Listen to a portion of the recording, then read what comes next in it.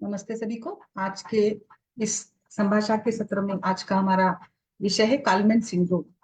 कालमैन syndrome ये थोड़ा सा टाइप का सिंड्रोम है। आयुर्वेद परिप्रेक्ष्य में हम इसको कैसे विचार कर सकते हैं, क्या क्या हमें यहाँ पर एक प्लान ऑफ ट्रीटमेंट करना चाहिए, इस पर आज हम लोग डिस्कस करेंगे और इसी से रिलेटेड कुछ केस प्रेजेंटेशंस भी यहाँ पर होंगे। जैसे कि मुझे याद है कुछ महीने पहले एक केस आई थी।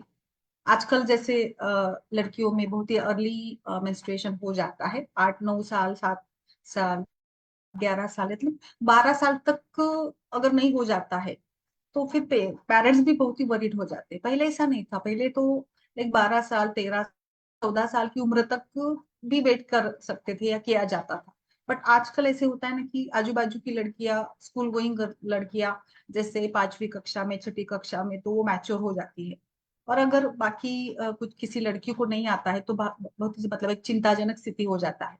और ऐसे एक्चुअली इसमें चिंता की कोई बात नहीं होती है। हम लोग थोड़ा इसमें विचार करेंगे तो शरीर के ये बदलाव के लिए सबसे इम्पोर्टेंट जो ये काल है, पीरियड है, ये एक ट्रांजिशन पीरियड होता है। इस ट्रांजिशन पीरियड में कफ, यानी कफ की संयोग अवस्था से, बाल्यावस्था से पित्त के अडल्ट स्टेज में, तरुण वय में ये ट्रांसफॉर्मेशन होता है। एंड पित्त इज रिस्पॉन्सिबल, पित्त के सभी प्रकार, यानी देखिए आप भ्राजक पित्त, रंजक पित्त, साधक पित्त, आलोचक पित्त, इन सभी का थोड़ा सा विचार करिए, इनको सूक्ष्म पर जाकर पढ़िएगा। और ये पित्त किस प्रकार से इस बदलाव को रिस्पॉन्स करते हैं, क्योंकि पित्त दोष कहीं ना कहीं हाइपोथैलेमस, पिट्यूटरी ग्लैंड और सभी एंडोक्राइन रहा है। अगर हम लोग हार्मोन को किसी से अगर कंबाइन करना चाहेंगे, कोरिलेट करना चाहेंगे, तो किससे करेंगे बताइए गरिमा जी, बाकी सारे डॉक्टर्स बताइए, मंदाकिनी जी, कि हम हार्मोन को क्या समझे। क्या हार्मोन की तुलना साधक पित्त से की जा सकती है? क्या हार्मोन को ओज के रूप में माना जा सकता है? हार्मोन क्या है? ये एक शरीर का स्त्राव है, और इसको इस स्त्राव को कंट्रोल करने वाली जो ग्लैंड है, हाइपोथैलेमस या कनेक्टेड पिट्यूटरी ग्लैंड है। और जिस होना भी काफी इंपॉर्टेंट होता है शरीर में। अलग अलग प्रकार के ये हार्मोन के बदलाव, देखिए बदलाव यानी पित्त। और इसीलिए मैं बता रही हूँ कि ये सारी पित्त की प्रधानता ही है। आर तो अग्नि गुण वाला है, तेज प्रधान है।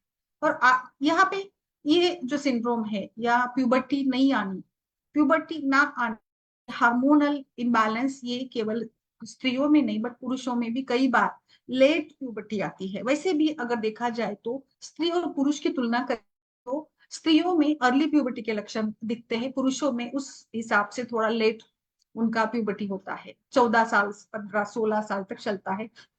तो महिलाओं में ऑलरेडी मतलब 4-5 साल का मेंस्ट्रुअल साइकिल का हिस्ट्री रहता ही है। इसी प्रकार से मेनोपॉज जैसे अर्ली एज में होता है, वैसे एंड्रोपॉज भी होता है, बट एंड्रोपॉज भी थोड़ा सा डिले होगा। जैसे हम लोग देखते हैं ना, बच्चों में दांत आने का समय भी अलग अलग होता है, 10-15 दिन, 1 महीना, कभी कभी लेट दांत आते हैं, बोलना भी कभी कभी लेट होता है, का स्तर उनका लेट होता है। तो शरीर में जैसे कफ, पित्त और वायु भी अगर शरीर में वात दोष की अधिकता है तो विकास में थोड़ा सा समय लगेगा। जैसे हम लोग, ये हमें पता है कि जिस जहां पर वात की प्राथमिकता होती है, वात प्रधान होता है, वहां पे रुक्ष, चल, लघु, इन सभी गुणों के साथ उपचय, वृद्धि और थोड़ा सा कम ही होता है। इसीलिए तो देखिए ना, वात प्रकृति के लोग कितने चंचल, और उनका जो मन होता है वो भी उतनी परिपूर्ण विकसित नहीं होता है। छोटी छोटी बातों में गुस्सा, छोटी छोटी बातों में नाराजगी और संशय, तनाव, स्पर्धा, ये कहीं ना कहीं नासमझी का कारण है या कहीं ना कहीं चंचलता का कारण है। सभी गुणों का परिणाम निश्चित रूप से हमारे शरीर के हर कार्य पर होता है, हर प्रणाली पर होता है। ऐसे ही यहाँ पर भी कालमन सिंड्रोम या ट्रैफिक हार्मोन्स जो है वो कहीं ना कहीं कम सीक्रेट होते हैं, इसका अभाव। पर इस अभाव की स्थिति को ही हमने ये नाम दिया है। आयुर्वेद में इसको क्या कहेंगे? आयुर्वेद में इसको कहेंगे डिलेड प्यूबर्टी।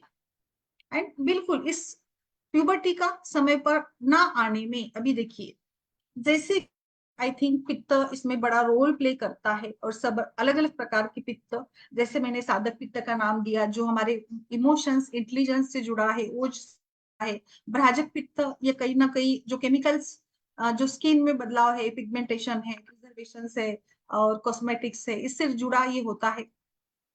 पाचक पित्त ये निश्चित रूप से एक प्रकार से आहार रस और रस धातु के निर्माण में जुड़ा है। रंजक पित्त ये जाकर एक प्रकार जो लीवर के या बाकी जो हार्मोनल लेवल पर काम करना होता है, इसके रंजन के लिए रंजक पित्त अच्छे से काम करता है। सो जैसे ये एक प्यूबर्टी आती है तो बदलाव होते हैं, तो डिस्चार्ज शुरू होता है ब्लड का स्पेसिफिक ऑर्गन्स के साथ, इसको हम लोग मेंस्ट्रुएशन कहते हैं। इसमें जो भी सारे लक्षण है, लाइक मूड स्विंग होना, पेन, टायर्डनेस है, जो भी सारे लक्षण आपको मिल जाते हैं, उन सभी का कहीं ना कहीं प्रोडक्शन जो भी है या जो भी निर्माण या कार्य है, ये कहीं ना कहीं बिल्कुल पित्त से जुड़ा है। एंड सो काल्मन सिंड्रोम, ये इसको हम कहेंगे हाइपोगोनाडोट्रोपिक हाइपोगोनाडिज्म, जिसके कारण there is a lack of production of hormones which are directly related with the puberty और like विकास की स्थिति, और इसी विकास के लिए कारणीभूत कम स्रावित हो रहे, कम बन रहे, तो भले विकास कैसे होगा। और इसी प्रकार से under development of neurons, nerves या ब्रेन, जो कि हाइपोथैलेमस को सिग्नल देते हैं, यानी कहीं ना कहीं धातु क्षय ही इसका कारण है, क्योंकि ये न्यूरॉन्स या हाइपोथैलेमस अकेला कुछ नहीं करता है अगर उसको प्रॉपर हो जाता है। और इसी स्टिमुलेशन के लिए पिट्यूटरी ग्लैंड जो सिक्रेट करती है अलग अलग प्रकार के हार्मोन्स, ग्रोथ हार्मोन है, सेक्स हार्मोन्स है, टेस्टोरीज है, जो कि एक को स्पर्म को प्रोड्यूस करती है। और इस काल्मन सिंड्रोम में हाइपोथैलेमस फेल्स टू सिक्रेट ये जीएनआरएच इन सो ड्यूरिंग इन्फेंसी और at the stage of puberty.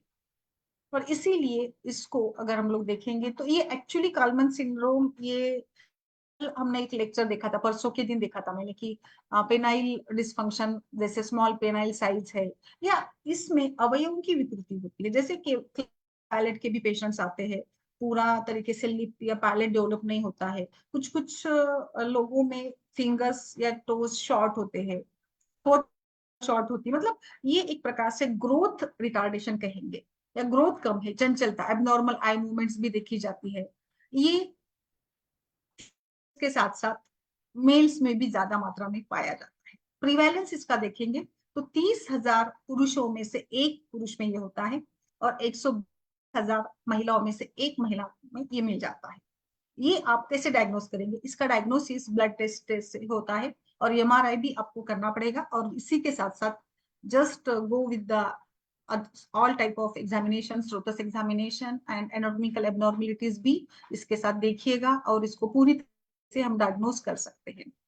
इसमें एक और थोड़ा रिसर्च पॉइंट ऑफ व्यू भी है कि इस काल्मन सिंड्रोम में सेंस ऑफ स्मेल भी थोड़ा सा एब्सेंट हो सकता है या एब्सेंट होता है। तो इस प्रकार का ये अलग सा ही कुछ लक्षण है, क्योंकि लाइक ये हार्मोन ना स्त्रवने के कारण ही मुझे लगता है कि कुछ सेंस ऑर्गन्स भी ठीक से डेवलप नहीं हो पाते, जैसे गंध ज्ञान देने वाला जो नासा है, इससे भी इम्पेयरमेंट हो जाती है, और लाइक बच्चों में थोड़ा सा इसको डायग्नोस करना मुश्किल बन पाता है। बट जैसे ही हार्मोन जो प्रोडक्शन होता है के साथ साथ इसमें जो ऑल्फैक्शन यानी गंध ज्ञान होने के लिए जो ऑल्फैक्टरी बल्ब नेजल कैविटीज में नासा में बनना होता है, वो पाता है, and so that which defect in the sense of smell.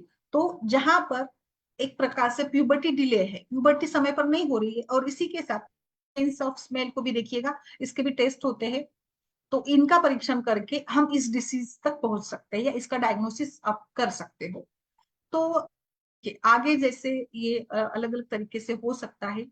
सो अभी ये तो हो गया, इसके साथ साथ मैंने माइक्रोपेनिस बताया है, या अंडर अनडिसेंडेड टेस्ट, ये भी इसका ये होता है। मतलब अगर हम लोग रिप्रोडक्शन से जुड़े सिम्टम्स का विचार करेंगे तो ये दो लक्षण तो हो गए। इसके साथ साथ चाइल्डहुड तो बच्चे का नॉर्मल, बट जैसे वो एंटर होता है प्यूबर्टी में, सो वहां के प्यूबर्टी के लक्षण लिमिटेड या कम मात्रा में या एब्सेंट पाए जाते हैं। मेल्स में there are no such hair growth, immature voice, जैसे वाइस चेंज होना है, और टेस्टिकुलर एनलार्जमेंट है, या बाकी भी लक्षण जो होते हैं वो होते हैं। महिलाओं में मुख्य लक्षण होगा absence of first period, and there is little development of other organs like breast development कम होते हैं, या सारे जो भी सेकेंडरी सेक्स कैरेक्टर्स होते हैं वो भी कम मात्रा में देखे जाते हैं। तो ये रिप्रोडक्टिव जो इसका इफेक्ट है इस हार्मोन की कमी का, ये नॉन रिप्रोडक्टिव में जैसे मैंने एक सेंस ऑफ स्मेल बताया था, या जैसे क्लेफ्ट पैलेट है, क्लेफ्ट लीफ है, या कभी कभी सुनाई कम देना, ऐसे भी लक्षण मिल सकते हैं। इसका क्यों विचार करना है, इसको क्यों पढ़ना है, इसका क्यों ट्रीटमेंट प्लान करना है, क्योंकि ये देखिए फिजिकली तो थोड़ा सा वीकनेस होगा और आगे भी प्रॉब्लम्स आते हैं। अगर मेंसेस नहीं आते तो महिलाओं का पूरा मतलब जीवन एक तरीके से अलग बन जाता है। साइकोलॉजिकली भी अगर प्यूबर्टी समय पर नहीं आती तो ये एक सोशल स्टिग्मा बन जाता है सोसाइटी में। काफी सारी समस्या, आगे की भी समस्या होती है। और इसीलिए हम लोग इसको डायग्नोस करने के लिए अच्छे से सारे हार्मोनल टेस्ट करवाएंगे, एमआरआई जहां पे भी जो करना है करेंगे। अभी विचार ट्रीटमेंट का कैसे करें, देखिए सिंपली मैंने जैसे बताया धातु क्षय है तो ब्रूहन, रसायन, वाजीकरण ट्रीटमेंट। वाजीकरण डायरेक्ट नहीं करेंगे, जैसे जहां पे आगे जरूरत पड़ती है तो वहां पे, पर पहले तो हमें ब्रूहन रसायन धातु क्षय को कम करना है। हमें यहाँ पे इंड्यूस करना है प्यूबर्टी को बाय डेवलपिंग द लाइक हम लोग ग्रोथ फैक्टर यानी पिट्यूटरी को स्टिमुलेट करना है। For stimulation we can do other procedures which are related to pituitary gland जहां पे बसी है उस क्षेत्र पर कार्य करने वाली, यानी नस्य करेंगे, शिरोपीछू शिरोधारा करना होगा। एंड फिर आपको जैसे आगे जो भी समस्या है, अभी कभी कभी जैसे एक मैडम की आज की केस है हमारी डॉक्टर सुचिता की, कि उन्होंने डाला है कि जैसे प्यूबर्टी यानी मेंसेस आ गया फिर बाद में नहीं आया, तो ये भी कहीं ना कहीं धातु क्षय की अवस्था है। रजक क्षय, प्राइमरी ओमेनोरिया, सेकेंडरी ओमेनोरिया जो डिस्कस करते हैं ना, इसी टाइप का ये है। कई बार ये होता है कि एक बार पीरियड आ जाता है फिर साल भर नहीं आता, तो कहीं ना कहीं देखिए ये रजस्त्राव कब होगा, जब रजत का सिंपल बात है। बच्चे को माँ का दूध नहीं पूरता है, यानी इसका मतलब माँ के शरीर में बच्चे के लिए पर्याप्त मात्रा में दूध नहीं बन रहा है। तो दूध को बनाने के लिए जैसे माँ के मन में प्यार की जरूरत है, ऐसे ही यहाँ पर भी इस प्रकार से हार्मोन बनने के लिए भी आपको ये विचार करना पड़ेगा कि धातु का पोषण कैसे होता है, कैसे हो अच्छे से। धातु पोषण जितना हम अच्छे से करेंगे ऐसे ही आगे चलकर सारा ये जो पोषण है वो हम लोग कम कर। अभी धातु पोषण क्यों नहीं हो रहा है, क्या धात्वाग्निमांद है, अग्निमांद है, अवृत्तवात है, या लाइक कुछ है। तो आपको प्राइमरी जैसे मैंने बताया आप पूरी अच्छे से एनाटॉमिकल ऑर्गन्स को भी जांच करेगा, लोकल जांच करिएगा, बाकी सारे जो भी टेस्ट करने हैं वो करिएगा। कहाँ पे धातु बनने में दिक्कत है उसको ढूंढना पड़ेगा और उस पर हमें काम करना पड़ेगा। सो जस्ट हमें ट्रीटमेंट फॉलो करनी पड़ेगी कुष्ठ की, या लाइक डिलेड प्यूबर्टी जो हम कह रहे हैं, इस प्रकार की प्यूबर्टी को आपको इंड्यूस करना है। सो इंड्यूस करने के लिए मैंने जैसे बताया दोनों में भी ये होता है। तो हम जैसे कि इसमें हार्मोन्स क्यों नहीं बन रहे, कहाँ पे दिक्कत है, रक्त शुद्धि करिएगा, रक्त मोक्षण करे, जो जो भी हमसे संपात बन पाता है वो सारा हमें करना है। इसी के साथ अगर बच्चा है प्यूबर्टी नहीं आ रही लड़की में, तो क्या वो लैक ऑफ पोषण नहीं हो रहा है, लैक ऑफ ईटिंग्स, एनोरेक्सिया है, बहुत ही ज्यादा वात प्रकोप, धातु क्षय, काम ज्यादा, एक्सर्शन ज्यादा है, या अंडर एक्टिव थायराइड ग्लैंड है। हॅलो, हा बाळा, हा नाही तसं तरी काही नाही, तेवढं सांग आता सध्या तरी। हा, आणि केक नंतर जाता जाता घेऊयात ना आपण।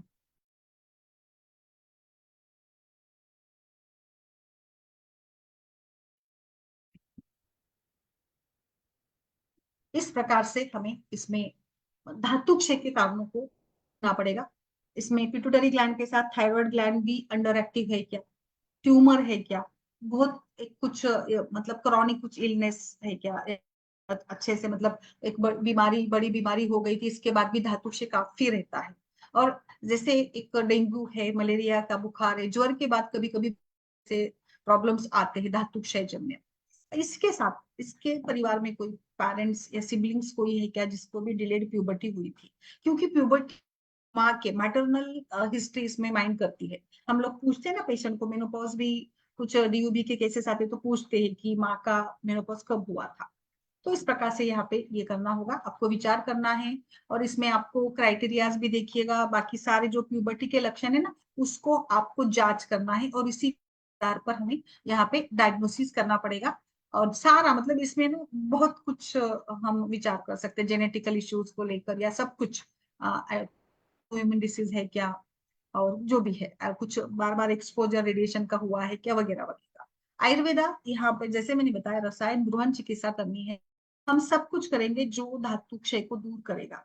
फॉलोइंग सारा आहार विहार, बच्चे को लड़की लड़के को ज्यादा दूध और घी, और जो भी नॉन वेजिटेरियन अगर बनता है तो वो नट्स है, सेरेल्स है, वहां तो हमें कम करना है, और हमें पित्त और कफ को बढ़ाना है। इसके साथ हमें स्ट्रेस लेवल को कम करना पड़ेगा, और मधुर, लाइक थोड़ा सा शीत मधुर ऐसी आहार विहार, एंड अच्छे से नींद जाए, लाइक पैटर्न उसका देखिएगा, डेली पैटर्न कैसा है, दिनचर्या कैसी है, उसका मल मूत्र प्रॉपर है क्या। हमें शमन चिकित्सा भी करनी होगी, जिसमें आपको पर चिकित्सा, सत्वावजय चिकित्सा, मेघ रसायन देंगे। मैंने जैसे शुरुआत में ही बताया था, एक क्षेत्र पर हमें कार्य करना है, मस्तिष्क पर, तो नस्य शिरोध लेपनम बहुत अच्छे से काम करेगा। मैं जैसे बता रही थी आपको कि एक केस आई थी मेरे पास, उसको मतलब 12 साल हो गया था, और ये नहीं था, पीरियड नहीं था। सारा देखा, एग्जामिनेशन हमने टेस्ट के लिए वगैरह सारा करवा दिया, भेजा था। वैसे तो सारे लेवल्स नॉर्मल आए थे, हार्मोन्स वगैरह, बट इसमें मुझे जो जिस प्रकार से भी मतलब अच्छे से ग्रोथ होनी चाहिए थी, डेवलपमेंट अंडर डेवलपमेंट ही था अभी ज्यादा, उसका ब्रेस्ट वगैरह भी डेवलप नहीं हुआ था। तो फिर मुझे सिंपली वो बात, जो लड़की थी बहुत ही चंचल थी, खेलना कूदना उसी में मस्त रहती थी। और जैसे आजकल की जनरेशन में खाने का इतना अवेयरनेस होता था, दूध कभी वो पीती नहीं थी वगैरह, ऐसा उसका ये था। तो पहले हमने ये सारा डाइटरी चेंजेस करवा दिया। मुझे लगा कि कहीं ना कहीं सात्विक फूड भी बढ़ाना है, रज कम करना है। हमने उसको अभ्यंग डेली बताया, लक्षा दी। और जब लाइक स्कूलिंग थी उसका, तो जैसे संडे के संडे षष्टिक चावल का पिंड स्वेद बताया था, उसमें बला तेल वगैरह प्रॉपर डालकर की माँ को बोला था कि उसको वो जरूर करवाए। हमने क्षीरपाक स्टार्ट किया, अश्वगंधा शतावरी, शतावरी जैसे एस्ट्रोजेनिक भी मानी गई, तो बस सिंपल ड्रग से ही स्टार्ट करना होता। अश्वगंधा शतावरी, ब्राह्मी डाला, इष्टि मधु डाला था, और गोपशुर भी डाला था, बिल्कुल जैसे ये भी थोड़ा ये करता है इसमें। इस प्रकार से उसको एक क्षीरपाक भी स्टार्ट कर। फिर रेगुलरली उसका दिन में जैसे आधा लीटर कम से कम वो दूध कंज्यूम करे। ये हमारा इसमें विचार था कि बिल्कुल उसको की है। फिर नष्ट पुष्टांतक रस स्टार्ट किया था, और एक स्त्री वैदिहर रस करके भी आता है, वो भी स्टार्ट करवा दिया था। तो इस ये सारा स्टार्ट करवा दिया था। बट इसके पहले जैसे सिंपली थोड़ा सा शुंठी सिद्ध जल 3 दिन का दिया था उसको। पेशेंट तो बाकी पंचकर्म वगैरह के लिए कंफर्टेबल नहीं थी, बट फिर भी मैंने शिरोधारा का प्लान किया था उसमें। और शिरोधारा हमने करवाई थी भला अश्वगंधा तेल की। वो भी ज्यादा बच्ची ने, सारे मतलब प्रॉब्लम्स होते स्कूलिंग का वगैरह था, 7 दिन का ही करवाया था। बट ये कंटिन्यूली हम जो पोषण रसायन के रूप में जो ट्रीटमेंट प्लान करनी, वो कंटिन्यूली हमने 3 महीने तक उसको चला ही दिया था सारा। जैसे जैसे बदल बदल कर दिया था उसमें। एक फिर उसको मूसली के फ्लेक्स भी आते हैं ना, वो के साथ खाने को लगवाए थे। अच्छे से मतलब उसका एक ऐसा था कि ज्यादा से ज्यादा हम ये करेंगे, पोषण रसायन की तरफ ज्यादा ध्यान देंगे। अब आगे फिर जैसे ये लगा, तो कुष्मांड डावले भी डाल दिया था। कुष्मांड डावले कहीं ना कहीं रजोगुण चंचलता को भी कम करता है, और सात्विकता को भी बढ़ाता है। तो एक 6 महीने लगे थे, 6 महीने तक ऐसे ही सारा ये रसायन का वगैरह प्लान करके आगे गए थे। 6 महीने बाद बाय गॉड या पता नहीं, लाइक आना ही था पीरियड, या जो भी कारण होते हैं, तो बिल्कुल थोड़ा सा उसका वेट भी पुट ऑन हो गया था, ज्यादा नहीं था, 2 किलो वेट बढ़ा था पेशेंट का। और 6 महीने की कंटिन्यू रसायन और भ्रूण चिकित्सा के बाद उसका मेंसेस आ गया था। बट मुझे वही लगा यहाँ पे कि टिपिकली ये धातु क्षय है, और कई बार लाइक खान पान की आदत, मेंटल स्ट्रेस है, फैमिली का जो भी ये होता है माहौल होता है, इसके चलते भी कई बार ये हो सकता है। और शिरोधारा और बाद में शुरू करवाया था, तो कहीं ना कहीं ये भी जाकर स्टिमुलेट करने में मदद करता है जीएनआरएच को, ग्रोथ हार्मोन को, पिट्यूटरी को। तो वो भी हमें विचार करना कि हम लोकल क्षेत्र पर कैसे ज्यादा से ज्यादा काम करें।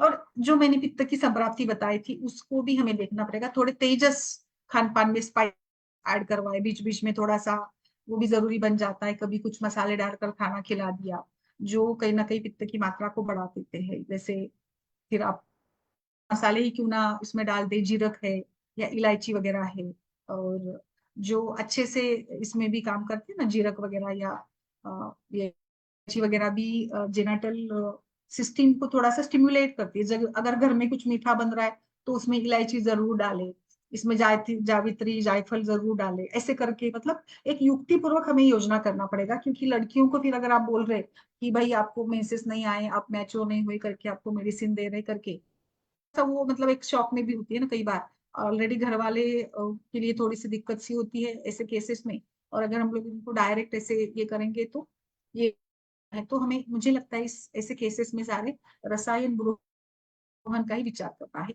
जो मूल कॉज है इसके साथ भी चलना पड़ेगा। लड़कों के लिए भी रहेगा, अगर जैसे ब्राह्मी का जरूर उपयोग करिएगा, मानस मित्र गट्टिका है, ब्राह्मी वटी है, इसमें थोड़ा सुवर्ण प्राश जैसे भी कुछ अगर आजू बाजू में आप खुद से बनाकर देती है ना, तो जरूर करें।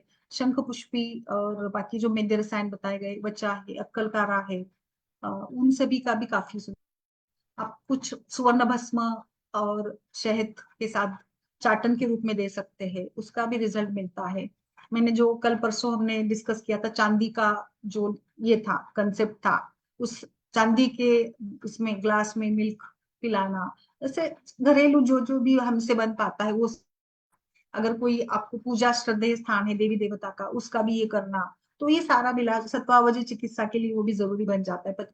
और लड़कियों को भी उस प्रकार से हम डाइवर्ट कर सकते हैं, उनका माइंड भी डाइवर्ट होना जरूरी होता है। तो ऐसे करके इसमें ट्रीटमेंट प्लान करा था, और यहाँ पर भी इस काल्मन सिंड्रोम के लिए भी आपको ऐसे ही विचार करना है। चलिए, आज का हमारा जो डिस्कशन का केस था उसको मैं यहाँ पे और एक बार बताती हूँ। डॉक्टर सुचिता नहीं आई? हाँ जी मैम, नमस्ते। हूँ मैम मैं। हाँ हाँ, अच्छा अंकुर, अच्छा ओके। मैम बोलिए, आपका बताइए। पप्पा की गर्ल है, मैं रिपोर्ट हाँ भी जी शेयर। मैम, ये इनकी ना मदर मेरे पास 2-3 दिन पहले आई थी। हम्म ये रिधिमा नाम है बच्ची का, और 15 साल की इस वक्त है वो। हम्म और उनकी जो LMP रही है वो मई 2022 रही है। हम्म और वो फर्स्ट टाइम ही आए उनको, और उसके बाद नहीं आए। हम्म और इससे पहले मैम इनके ना कोई रिश्तेदार हैं स्किन स्पेशलिस्ट, इनके हम्म बच्चे की फेस पे एक्ने रही है। हम्म तो ये ट्रीटमेंट पे थी आइसोट्रिन 20 mg की। हम्म और ये मैंने जब उसको पढ़ा आइसोट्रिन का, तो वो विटामिन ए डेरिवेटिव है, कि कोई हार्मोनल या कुछ ऐसा तो नहीं है उसमें। हम्म और आप ये समझिए कि मार्च, जैसे डेट तो पेशेंट को आई मई में, लेकिन इनकी जो ट्रीटमेंट चली वो मार्च 2022 से लेकर अक्टूबर 2023 तक चली। और इस वक्त वो सिर्फ जिंक टेबलेट पर है। तो क्या मुझे चल रहा है मैम, अभी क्या चल रहा है? Ma'am zinc, only tablet zinc. अच्छा।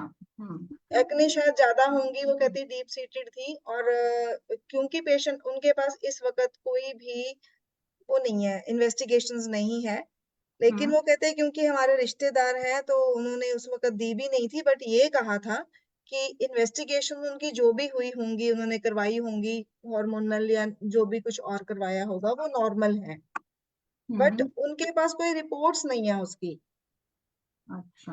मीन्स हम यदि ये कहें कि एक्ने का कुछ उन्होंने कोई करवाया हो, कोई टेस्ट करवाया हो, क्योंकि देखा जाए तो यदि इस वक्त ये 15 की है, तो 13 साल की उम्र में यदि एक्ने बड़े बड़े हुए और 2 साल ट्रीटमेंट चली, तो कोई ना कोई हार्मोनल रीजन उसका जरूर रहा होगा।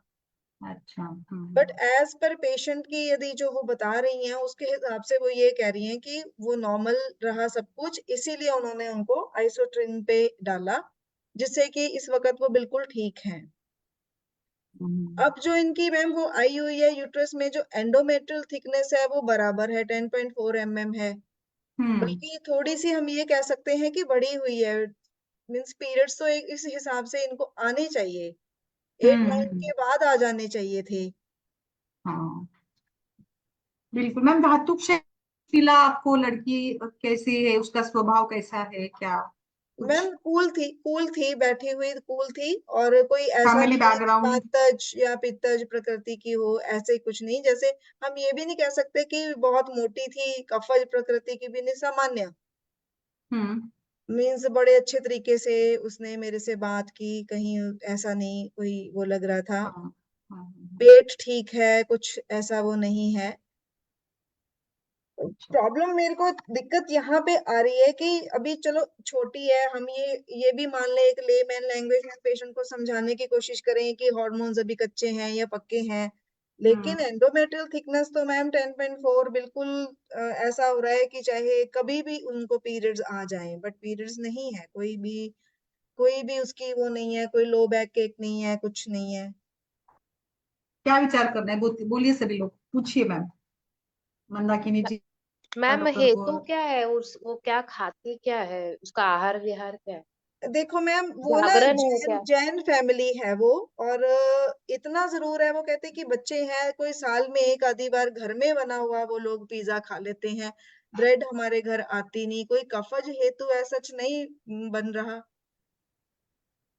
और या- उसका विहार मैम कोई स्पोर्ट्स एक्टिविटी है क्या, जागरण है कि बैठी रहती है, मोबाइल देखती है, टीवी देखती है नहीं ज्यादा? नहीं नहीं, ऐसा भी नहीं है, पढ़ने वाली बच्ची है वो, मोबाइल टीवी वाला सीन नहीं है। इतना और जरूर है, मेरे को ऐसा लग रहा है कि मे बी जो उन्होंने एक्ने की उनको ट्रबल हुई है, वहां से जो चाहे वो विटामिन ए डेरिवेटिव है आइसोट्रिन, वो उनकी लॉन्ग चली है, बस यही एक हेतु है कि वो मॉडर्न उसके ऊपर रही है।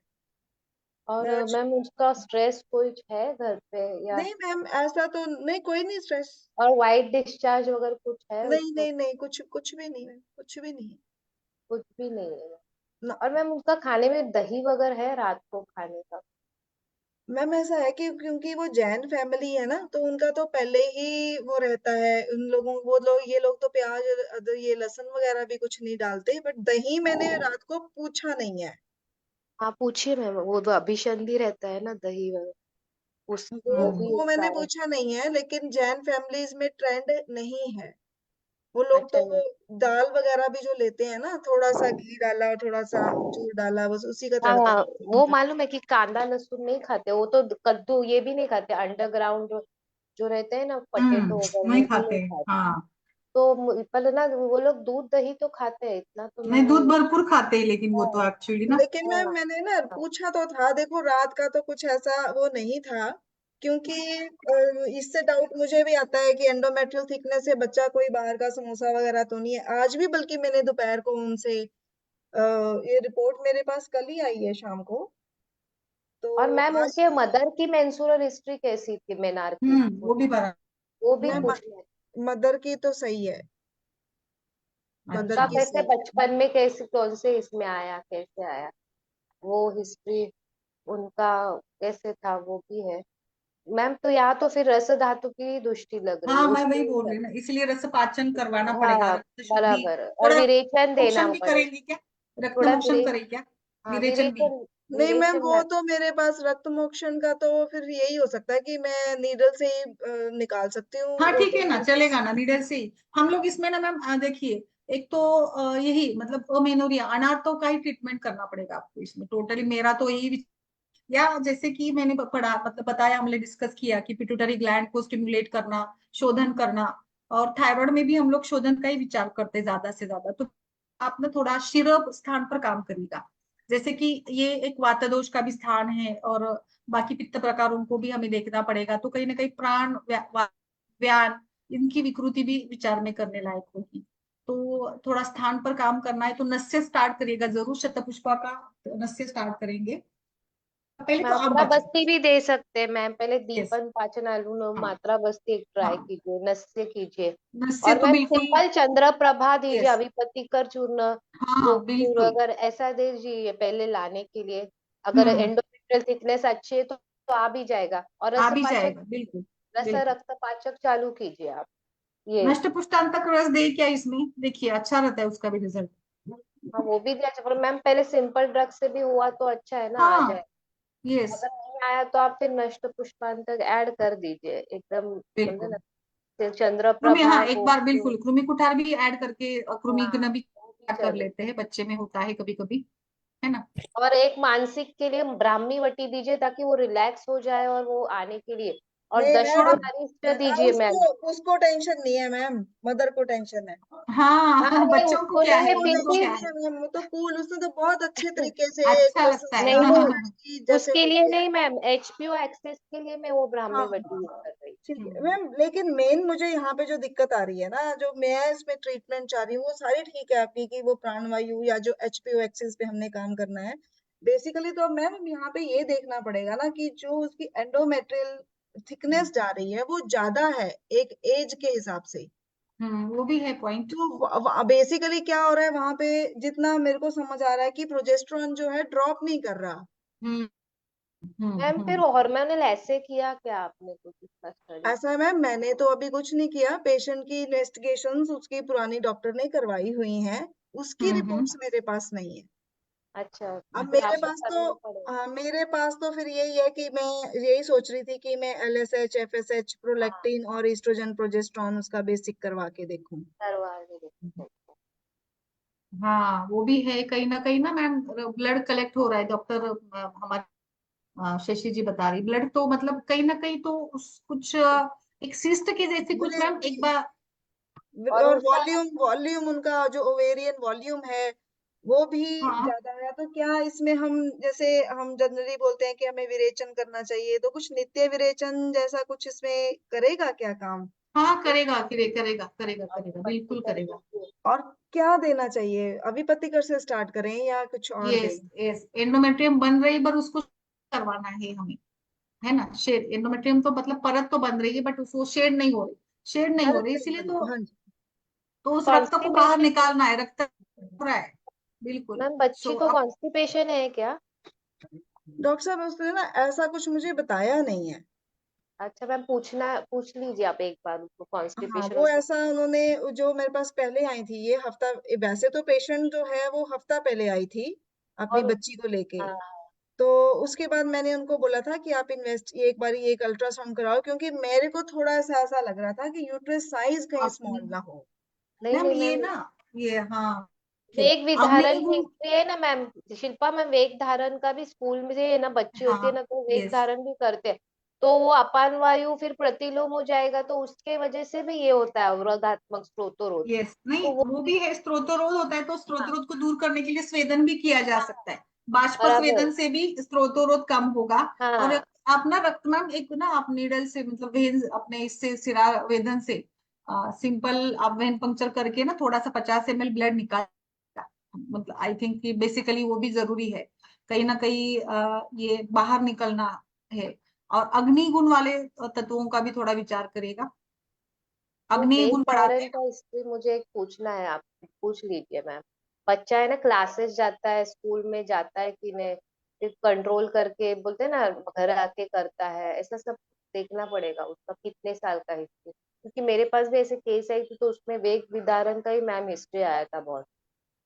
तो ठीक फिर है। बाद में दवाई दिया तो फिर वो स्रोतोरोध निकल गया और फिर मेंसेस आने लगे हाँ ऐसे। होता है, अपान वायु का भी अनुलोमन करना पड़ेगा, बिल्कुल हम्म। बिल्कुल, एरन तेल दीजिए, यस दे सकते हैं थोड़ा सा अनुलोमन, बिल्कुल मैम। अभी पत्ती का चूर्ण या एरन तेल भी वैसे हम लोग ना 10 ml 15 ml पिलाने को दे दे तो भी कोई दिक्कत नहीं है ना, जैसे वातानुलोमन होगा ना उसका। ठीक है मैम, मैं देखती हूँ उसको।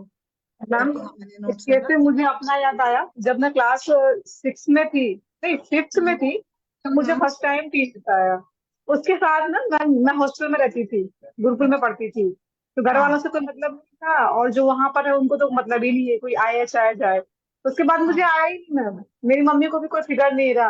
उसके बाद वो कब आया जा करके मेरे को, जब मैं 12th का एग्जाम दे रही थी ना, फाइनल एग्जाम, हाँ उस समय वो हाँ मुझे आया। और ना मेरी हाँ, मम्मी ने मुझसे कभी नहीं पूछा कि तुम्हें आया कि नहीं आया, ना मैंने कभी मतलब ऐसा वो किया। तो हम्म मुझे लगता है जैसे कब हम लोग हॉस्टल में रहते हैं, कभी ऐसा रहता है तो वहां पे खाना पीना ठीक से नहीं हो पाता है, तो यस कुपोषण मेरे को लगता है ज्यादा वो। और फिर उसके बाद टेंशन, तो देखो कितना भी बच्चे कह ले कि नहीं कि कोई टेंशन नहीं है, लेकिन कहीं ना कहीं छोटे बच्चे भी आजकल के एग्जाम चल रहे हैं, तो उन्हें भी तनाव प्रेशर रहता है, प्री बोर्ड एग्जाम्स है ये वो, तो थोड़ा बहुत तो रहता ही है मैम, मुझे तो ऐसा लगता है। तो मैं कुपोषण मुझे इसका मेन लग रहा है। बिल्कुल बाकी हो यहाँ पे सकता आप है। तो सही कह रहे हो कि यहाँ पे थोड़ा सा हमें उष्णता तो देनी ही पड़ेगी, तो ऐसा ऐसी होता है चीजें ना उसको मैम, देनी पड़ेगी जो ऐसा जो होता है उसके ना, जैसे उस को बढ़ाए। जो 15 साल की उम्र है ना, वैसे तो कोई बहुत ज्यादा एज नहीं है, उसमें वेट भी नहीं किया है। जा सकता है जनरली, कि आ जाएंगे अपने आप आ जाएंगे। लेकिन अल्ट्रासाउंड की रिपोर्ट जो है मुझे चिंतित जो कर रही है वो एंडोमेट्रियल थिकनेस कर रही है। और यस मैम, तो गांठ और शायद ना वही जम है, वहां पे ना कुछ जम रहा है, रक्त जम रहा है, तो उसको निकालना है। थोड़ा लेखन भी करे क्या, इसमें विचार करेगा, उष्ण तीक्ष्ण गुण का भी विचार करिएगा, है ना। जी हाँ मैम दे सकते हैं, ये क्योंकि ग्रंथि छोटे जो ग्रंथि रस फॉर्मूला है ना, वो अच्छा काम ग्रंथि रस करेगा इसमें। फॉर्मूला देते हैं मैम, है ना। हाँ, पाठा इंद्रिय, हाँ पाठा इंद्रिय, यस, है ना, ये अच्छा अच्छा काम करता है ये पीरियड्स के लिए। बिल्कुल बिल्कुल। पुष्प धनवारस भी यूज कर सकते हैं, कुबेराक्षवटी। इवन जो हम लोग इसका काढ़ा भी तो मैम ये जो है सहजन बोलते हैं, शीघ्र शीघ्र। तिगरू, हाँ उसका है और वो काले तिल का काढ़ा भी चलता है ना, वो गुड़ डाल के। हाँ हाँ, यस, ये एकदम शुरू करवा दीजिए, तो काला यस, तिल, काला अजवाइन, तिल गुड़, ये तो मतलब अजवाइन, तिल गुड़ ये का तो काढ़ा वगैरह बता देते हाँ इससे भी आ जाएगा मैम, 2 टाइम शुरू करवा हैं। बट दीजिए। मैम देखिए, साथ में हमें ठीक सिर्फ है महाशिवरात्रि। पीरियड ठीक पीरियड है को मैम लाना ये नहीं है, हमें बेसिक भी करना है, मतलब रेगुलर भी आना चाहिए, एक बार आना नहीं है। तो बेसिक का कॉज के साथ ही काम हाँ मैम, आगे तो बढ़ेगा। इसके साथ में ना जो आप दवा चलाएंगे ना, उसके साथ में काढ़ा नाना करवा दीजिए ना। हाँ, जो ये काला ऐसे तिल भी तो है, काला तिल काला हाँ और तिल। गुड़ बता रहे हो ना आप, ये कितना हम्म। कितना, फिर हाँ एक एक चम्मच बहुत हाँ है?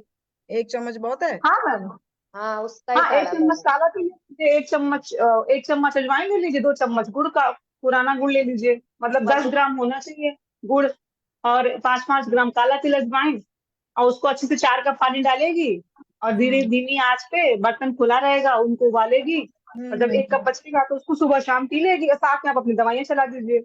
उष्ट ठीक तो है, ये भी है जो हम दवाई के माध्यम से ऐड करेंगे, ये भी करेंगे। ये थोड़ा इसका सा उसको रिजल्ट मैम मेरे पेशेंट में आया था, ये काले तिल का मैंने दिया एक्सरसाइज था। व्यायाम, एक्सरसाइज व्यायाम मस्ट मस्ट इन बच्चों के लिए तो। ठीक है, वैसे ठीक है, ये काला तिल का भी ये यकृत के ऊपर भी काम करेगा, मैम और बट अभी ना से आम पाचन करके नस्य और रक्त मोक्षण देखिए, आप ये जरूर करिएगा।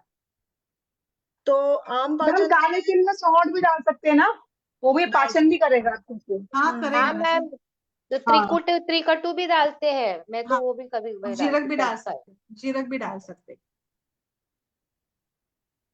आप इनमें से ना सुचिता जी, आप इनमें से सारा मतलब ये करिए, आप एक्सट्रैक्ट कर लीजिएगा कैसे प्लान करना है। अभी तो ठीक है। आपको आ गया ध्यान में, मुझे लगता है पहले आम पाचन, विरेचन एंड ये से स्टार्ट करें, और रक्त मोक्षण ऐसे एक एक करके जाइएगा। विरेचन तो नित्य विरेचन भी दे सकते हैं, या फिर एरंड का तेल ही पिला दीजिएगा ना उसको, हफ्ते में 3 दिन ऐसे 10-15 ml करके दीजिएगा। और मैम ये आम पाचन में किसके इसमें सिलेक्ट करूं कि आम पाचन बटी कुछ दूं पंचकोल या दीजिएगा, पंचकोल कषाय पंचकोल? दीजिएगा, हाँ अच्छा रहेगा। पंचकोल अरिष्ट भी चलेगा। आसो अरिष्ट थोड़ा पित्त को बढ़ाते भी है ना, तो वो भी एक लेवल से तेज तत्व भी मिलेगा शरीर को। जैसे हम लोग सारी दोष मूर्छना को समझ रहे हैं ना, तो हमें पित्त को बढ़ाना भी है। हाँ जी मैम, हाँ जैसे ये लोग बता रहे हैं ना, जैन लोग खाते नहीं है लहसुन प्याज वगैरह, तो हाँ ये कब तक कलेक्ट होता ही रहता है, क्योंकि हम लोग खाते रहते हैं, तो वो कहीं ना कहीं किसी न किसी माध्यम से निकलता रहता है, और इनके टोटल खाने भी वही रहते हैं। हाँ मैम, बिल्कुल। बराबर बोल रहे हैं आप।